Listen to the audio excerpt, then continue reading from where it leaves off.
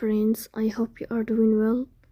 Today we will talk about how to fix or how to solve the problem of login problem. On the application of Duolingo, you will click on settings. Here you will click on apps, default apps, app settings.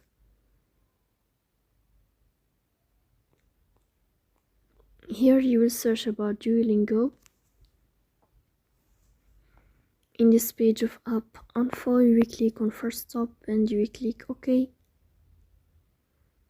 Here you will enter to storage. Then we click on clear cache.